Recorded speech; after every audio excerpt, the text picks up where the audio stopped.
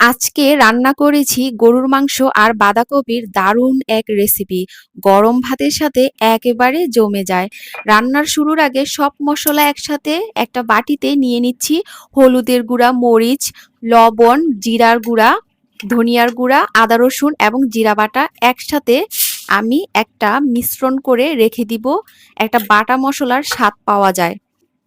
এবার একটা হাঁড়ি বসিয়ে দিলাম, হাঁড়িতে তেল দিলাম, পেঁয়াজ কুচি দিলাম, একটু ভেজে নিব, দিয়ে দিব সামান্য গরম মশলা আর দিয়ে দিব ধুয়ে রাখা গরুর মাংস। ভালোভাবে কষিয়ে নিব মশলার সাথে। এই যে পেস্ট করা মশলাটা দিয়ে দিলাম, এখন ঢেকে দিব। মাংসটা একটু ভুনা হয়ে যাবে। এখন আমি দিয়ে দিব কিউব করে কেটে রাখা আলু এবং এক মুঠো কাঁচা মরিচ। এরপর একসাথে কষিয়ে নিব।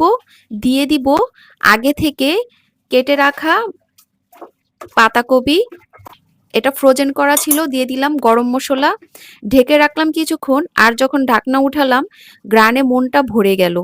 মাংস আর বাঁধাকপির একদম গলে গেছে, মাখা মাখা হয়ে গেছে। এই রেসিপিতে ঝামেলা কম, স্বাদ বেশি। মা যেমন যত্ন করে রান্না করেন, এই রান্নাও আছে ঠিক তেমন ভালোবাসা।